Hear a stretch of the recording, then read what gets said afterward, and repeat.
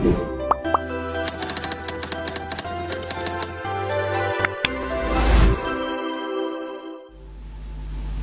And welcome to smart medico. तो आज हम लोग पढ़ने वाले हैं मेथड ऑफ एक्सप्रेसिंग कंसंट्रेशन के बारे में। जैसे कि पहले लेक्चर में आपने देखा होगा डिफिनेशन एंड स्कोप के बारे में, डिफरेंट टेक्निक ऑफ एनालिसिस के बारे में। तो आज हम लोग पढ़ने वाले हैं मेथड ऑफ एक्सप्रेसिंग कंसंट्रेशन के बारे में। ये आपके एग्ज़ाम में सेशनल या फिर जो आपके सेमेस्टर एग्ज़ाम है उसमें 2 या 5 नंबर के इसमें क्वेश्चन बनते हैं। आपके एग्ज़ाम में श्योर आप रहिए कि इससे क्वेश्चन 2 या 5 नंबर के बनेंगे ही बनेंगे। तो बिना टाइम वेस्ट किए हम लोग स्टार्ट करते हैं मेथड ऑफ एक्सप्रेसिंग कंसंट्रेशन के बारे में। जैसे कि नाम से पता चल रहा है, method of expressing concentration means express जो कंसंट्रेशन है उसको एक्सप्रेस करने का तरीका क्या है। अगर आपसे एग्ज़ाम में इस तरह से क्वेश्चन आते हैं, अगर मेथड ऑफ एक्सप्रेसिंग कंसंट्रेशन के सिर्फ नेम पूछते हैं आपके एग्ज़ाम में, तो आप उस पर लिख सकते हो molarity, molality, normality, mole fraction या फॉर्मेलिटी।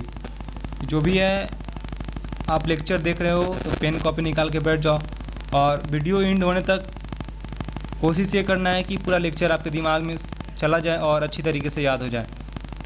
तो हम लोग पढ़ते हैं, स्टार्ट में है मोलैरिटी। ये जो लेक्चर है इसमें नाम पे ज़्यादा फोकस करना है कि नाम क्या है। यहाँ पे मोलैरिटी है, मोलैलिटी है, नॉर्मेलिटी है। ये 3 जो नेम है इसमें ज़्यादा लोग कंफ्यूज होते हैं और एग्जामिनर भी ज़्यादा चाहता है कि लोग इसी में कंफ्यूज हो। तो इसमें कंफ्यूज नहीं होना है और अच्छे कॉन्सेप्ट बना कर रखना है अपने दिमाग में ताकि एग्ज़ाम में अच्छी तरीके से लिख सकें। तो चलिए हम लोग पढ़ते हैं मोलैरिटी क्या होता है।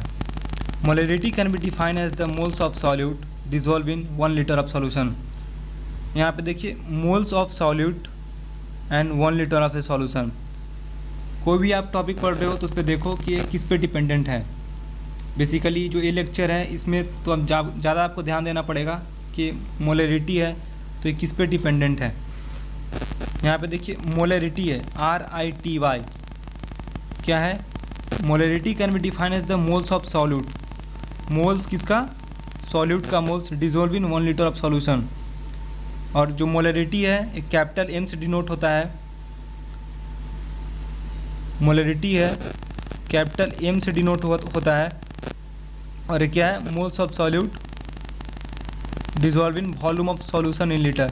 यहाँ पे volume of solution in litre है, ध्यान दीजिएगा। यहाँ पे volume of solution in litre है। आगे हम लोग लेक्चर पढ़ने वाले हैं, जो आगे आने वाला है उसमें देखेंगे कि क्या है और उसमें आपको हम कंपेयर करवाएंगे कि देखिए उस पर क्या था और इस पर क्या है।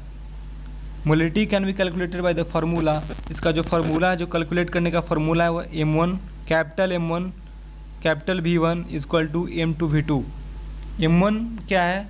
मोलैरिटी ऑफ नॉन सॉल्यूशन, जो सॉल्यूशन पता है उसका मोलैरिटी। V1 क्या है? वॉल्यूम ऑफ नॉन सॉल्यूशन, जो वॉल्यूम जो नॉन सॉल्यूशन का है उसका पता है। M2 क्या है? मोलैरिटी ऑफ अननोन सॉल्यूशन, जो अननोन सॉल्यूशन है तैयार करना है उसका मोलैरिटी के बारे में यहाँ पे है, वॉल्यूम ऑफ अननोन सॉल्यूशन। और जो वॉल्यूम हम लोग निकालने वाले अननोन सॉल्यूशन का वो है क्या? V2। ये हो गया मोलैरिटी। मोलैरिटी क्या है? Number of moles of solute dissolve in volume of solution in litre. आप ये मेथड, ये जो एक्सप्रेशन है आप बस इसके याद रखोगे तो पूरा डिफिनेशन आपसे अच्छे तरीके से बन जाएगा। यहाँ पे देखो molarity, number of moles of solute dissolve in volume of solution in litre. अब है नॉर्मेलिटी। नॉर्मेलिटी क्या है? वहाँ पे क्या है? मोलैरिटी और यहाँ पे है normality. Normality of a solution can be express as the number of gram equivalent of solute dissolve in 1 litre of solution. यहाँ पे क्या है? Number of gram equivalent of solute by volume of solution in litre. यहाँ पे क्या था? Volume of solution in litre ही था, लेकिन यहाँ पे number of mole of solute था। और यहाँ पे क्या है? नंबर ऑफ ग्राम इक्विवेलेंट है। नॉर्मेलिटी जो होता है वो कैपिटल N से डिनोट किया जाता है और जो हमने पढ़ा मोलैरिटी वो कैपिटल M से डिनोट होता है। तो नॉर्मलिटी जो है कैपिटल एन से डिनोट होता है और इसका एक्सप्रेशन क्या है, number of gram equivalent of solute dissolve in volume of solution in litre. इसका कैलकुलेट करने का फॉर्मूला है N1 capital V1 equal to capital N2 और कैपिटल V2। जैसा कि यहाँ पे देखा होगा हमने, M1 क्या है, number of molality of unknown solution, यहाँ पे सेम है normality of non solution, volume of non solution, यहाँ पे नॉर्मलिटी ऑफ अननोन सॉल्यूशन और वॉल्यूम ऑफ अननोन सॉल्यूशन। यहाँ पे number of gram equivalent of solute by volume of solution in litre. तो यहाँ पे ग्राम इक्विवेलेंट क्या है, अगर हम एक्सप्रेशन को हम निकालने वाले हैं N1 V1 N2 V2 से, तो N1 में निकालना पड़ेगा ना हमको कि नंबर ऑफ ग्राम इक्विवेलेंट क्या है। तो नंबर ऑफ ग्राम इक्विवेलेंट क्या है, it is the ratio between the molecular weight and acidity and basicity of acid and base. अगर हम यहाँ पे देखिए equivalent weight of acid is equal to molecular weight by basicity. अगर यहाँ पे एसिड है तो यहाँ पे बेसिसिटी होगा, अगर यहाँ पे बेस है तो यहाँ पे एसिडिटी होगा। बस इस चीज़ को यहाँ पे ध्यान देना है। आगे हम लोग पढ़ने वाले हैं परसेंटेज कॉन्सेंट्रेशन। परसेंटेज कॉन्सेंट्रेशन क्या होता है, ये बहुत सारा पार्ट में डिवाइड होता है। परसेंटेज करने का मतलब क्या, मतलब कि कुछ 100 से रिलेटेड हो, तो इसे हम लोग ये भी कह सकते हैं कि पार्ट्स पर 100। मेथड ऑफ कॉन्सेंट्रेशन में पार्ट्स पर मिलियन भी आता है, पार्ट्स पर बिलियन भी आता है, ppm भी आते हैं इसमें। ये क्या है, pph है, पार्ट्स पर 100 के एक्सप्रेशंस हैं। अगर आपको देगा कि वेट बाई वेट परसेंटेज क्या है, परसेंटेज मीन्स क्या, इनटू 100। वेट बाई वेट, जो ऊपर है वेट ऑफ सॉल्यूट होगा और जो नीचे है वेट ऑफ सॉल्यूशन होगा। नहीं, वेट ऑफ सॉल्यूट ही नहीं होगा, मतलब आप यहाँ पे वॉल्यूम में जाते हो तो वॉल्यूम ऑफ सॉल्यूट होगा, नीचे आते हो तो वॉल्यूम ऑफ सॉल्यूशन होगा। मतलब कि कहने का मतलब कि ऊपर वाला पार्ट जो होगा वो सॉल्यूट से रिलेटेड होगा और नीचे वाला जो पार्ट होगा वो सॉल्यूशन से रिलेटेड होगा। आप मिलाइए यहाँ पे weight by weight means weight of solute by weight of solution into 100। यहाँ पे क्या है, weight by volume means weight of solute by volume of solution into 100। यहाँ पे क्या है, weight by weight means volume of solution. V means क्या, V means volume और W मीन्स वेट।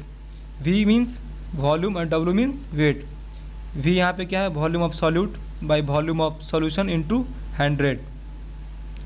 यहाँ पे देखिए V बाई V है तो volume by volume, W by V है weight by volume, wait by wait है, W बाई W है तो वेट बाई वेट। और परसेंटेज सारा दिया हुआ है, मीन्स सब में कॉमन क्या है, इंटू 100 कॉमन है। और ऊपर वाला जो पार्ट है सारे में सॉल्यूट हैं, सारे में सॉल्यूट हैं, सारे में सॉल्यूट है। नीचे वाला पार्ट है सारे में सॉल्यूशन है, सारे में सॉल्यूशन है, इसमें भी सॉल्यूशन है। तो इस चीज़ को कॉमन अगर आप दिमाग में रखते हो तो बहुत जल्दी याद हो जाएगा ये सब आपको। ये क्या था, पार्ट्स पर 100 यानी फिर परसेंटेज कॉन्सेंट्रेशन के बारे में। और हम लोग पढ़ने वाले हैं मोलैलिटी। वहाँ पे क्या था, मोलैरिटी था, वहाँ पे RITY मोलैरिटी। वहाँ क्या से डिनोट होता था, कैपिटल M से डिनोट होता था। यहाँ पे देखते हैं क्या होता है, यहाँ क्या है, मोलैलिटी, यहाँ पे LITY है, LITY है। यहाँ पे क्या है, it is defined as the number of moles of solute dissolve in 1 kg of solvent. Number of moles of solute dissolve in mass of solvent in kg। यहाँ पे देखिए, यहाँ पे किस पे डिपेंडेंट है, number of moles of solute पे dependent है, सॉल्यूट के मोल्स पे डिपेंडेंट है, और मास ऑफ सॉल्वेंट पे डिपेंडेंट है। वहाँ पे क्या था, volume of solution in litre पे डिपेंडेंट था। और यहाँ पे it is denoted by small m। क्या है, स्मॉल m। वहाँ पे क्या था, मोलैरिटी में it is denoted by capital M था। वहाँ पे मोलैरिटी में कैपिटल M था और यहाँ पे स्मॉल m है। और वो यहाँ पे क्या था, volume of solution in litre, यहाँ पे मास ऑफ सॉल्वेंट इन kg है। इस चीज़ को ध्यान देना है। यहाँ पे देखिए एक कॉमन सा हम फैक्ट बताते हैं आपको जो मोलैरिटी और मोलैलिटी में याद हो जाए, मोलैरिटी में याद हो जाए। देखिए मोलैलिटी मीन्स एक किस पे डिपेंडेंट है, मास पे डिपेंडेंट है, और ये किस पे डिपेंडेंट था, वॉल्यूम पे डिपेंडेंट था। या मोलैलिटी आप नॉर्मल वर्ड में याद रखिए, अपने कॉन्सेप्ट दिमाग में बनाइए क्या है। मोलैलिटी मीन्स लिट्टी, अगर आप बिहार के होंगे तो कभी लिट्टी चोखा आपने खाया होगा, तो लिट्टी क्या है, लिट्टी अगर हम लोग लिट्टी है तो क्या है, मास पे कुछ उसका मास होगा। और रीटी क्या है, मान लीजिए समझ लीजिए कि रीटी मीन्स वॉल्यूम। एक अपने दिमाग में कॉन्सेप्ट बनाइए कि रीटी मीन्स वॉल्यूम और लिटी मीन्स ये किस पे डिपेंडेंट है, मास पे डिपेंडेंट है। तो मोलैलिटी जहाँ पे है वहाँ पे मास पे डिपेंडेंट है, मीन्स मास ऑफ सॉल्वेंट होगा यहाँ पे। और वहाँ पे क्या था, volume of solution in litre, यहाँ पे क्या है, mass of solvent in KG. I hope आपको समझ में आ गया होगा कि मोलैलिटी और मोलैलिटी में क्या डिफरेंस है। तो आगे हम लोग बढ़ते हैं, मोल फ्रैक्शन क्या होता है। जैसे कि नाम से पता हो रहा है फ्रैक्शन, आपने 4-5 में पढ़ा होगा फ्रैक्शन के बारे में। बस दिमाग में रखना है कि मोल क्या है, मोल फ्रैक्शन। आगे पढ़ते हैं क्या होता है मोल फ्रैक्शन। तो mole fraction of any analyte in A solution is the number of moles of analyte in the total number of moles of all component in A solution. जैसे कि mole fraction of ए है, यहाँ पे निकालना हमें। Mole fraction of ए है तो क्या है, मोल of A by total number of moles. अगर किसी कंपोनेंट में ए है, बी है और सी है, अगर कोई कहे हमें कि मोल फ्रैक्शन ऑफ ए क्या होगा, तो mole fraction of A by total number of moles of component. यहाँ क्या, ए प्लस बी प्लस सी। अगर कोई आपसे पूछे मोल फ्रैक्शन ऑफ बी निकालिए, तो आप कैसे निकालिएगा,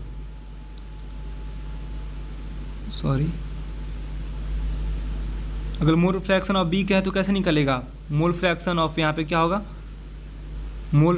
number of moles of B by A plus B plus C. अगर कोई आपसे पूछे यहाँ पे मोल फ्रैक्शन ऑफ सी निकालिए तो कैसे होगा, moles of C by A plus B plus C, ऐसे ही निकलेगा ना। मोल फ्रैक्शन मीन्स फ्रैक्शन से रिलेटेड है कुछ। मोल फ्रैक्शन अगर ए का यहाँ पे दिया हुआ है तो mole of A by total moles of A plus B plus C. आगे देखते हैं फॉर्मेलिटी क्या है। Formality of a solution may be define as the number of gram formula masses of the ionic solute dissolve in 1000 ml of solution. It is denoted by capital F, और इसे express करने का तरीका ये है, mass of ionic solute in gram into volume of solution in litre by gram formula mass of solute. तो I hope आपको ये लेक्चर समझ में आया होगा। तो वीडियो एंड होने के पहले मैं एक बार और बता देना चाहता हूँ कि आपके एग्ज़ाम में अगर कोई पूछे कि difference between molarity and molality क्या होता है, तो मोलैरिटी क्या होता है, वॉल्यूम ऑफ सॉल्यूशन पे डिपेंडेंट होता है, और मोलैलिटी क्या होता है मीन्स लिट्टी चोखा वाला क्या होता है, वो मास ऑफ सॉल्वेंट पे डिपेंडेंट होता है। यहाँ पे ध्यान देना है कि वो मास ऑफ सॉल्वेंट इन, यहाँ पे देखिए क्या है, यहाँ पे क्या है, मोलैरिटी है, वहाँ पे क्या था, मोलैलिटी था। वो स्मॉल एम से डिनोट होता था और ये कैपिटल एम से डिनोट होता है। वहाँ पे क्या था, number of moles of solute same थे, ऊपर वाले मीन्स सेम थे, number of moles of solute क्या थे वहाँ पे सेम थे। और यहाँ पे क्या है, volume of solution in litre है, वहाँ पे क्या था, मास of solvent, mass of solvent in KG. Means यहाँ पे वॉल्यूम ऑफ सॉल्यूशन मीन्स ये लीटर से डिपेंडेंट है और ये मास से डिपेंडेंट मीन्स एक केजी वाले टर्म से रिलेटेड है, लेकिन ऊपर वाला दोनों का सेम ही है, number of moles of solute दोनों का सेम ही है। बस नीचे वाला जो पार्ट है ये volume of solution in litre है और ये मास ऑफ सॉल्वेंट इन केजी है। ये सॉल्वेंट पे डिपेंडेंट और ये सॉल्यूशन पे डिपेंडेंट है। और आपके जो वाइवा वाले टीचर आएंगे वो भी इस पर आपको कन्फ्यूज करने का कोशिश करेंगे, लेकिन इसमें कन्फ्यूज़ नहीं होना है।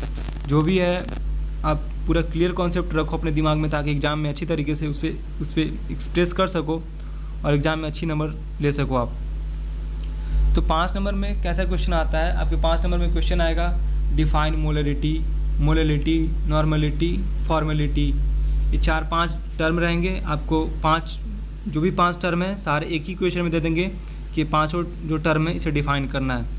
ये 5 नंबर में आने का तरीका है क्वेश्चन का। और जो 2 नंबर में आएगा वो नॉर्मल सीधा क्वेश्चन आएगा, मोलरिटी क्या होता है, मोललिटी क्या होता है, नॉर्मलिटी क्या होता है। और अगर आपके कॉलेज में सेशनल एग्ज़ाम होते होंगे तो उसमें 2.5 नंबर में जो क्वेश्चन आते हैं, 2.5-3 नंबर में जो भी आपके एग्ज़ाम में क्वेश्चन आते हो, उसमें इस तरीके से भी क्वेश्चन आ सकता है, डिफरेंस बिटवीन मोलरिटी, मोललिटी क्या होता है, डिफरेंस बिटवीन मोलरिटी, नॉर्मलिटी क्या होता है। मीन्स आपको पूरा वो घुमाने का कोशिश करेंगे, लेकिन आप फॉरवर्ड रहना कॉन्सेप्ट की ओर। तो आई होप आपको लेक्चर समझ में आ गया होगा। Thank you so much.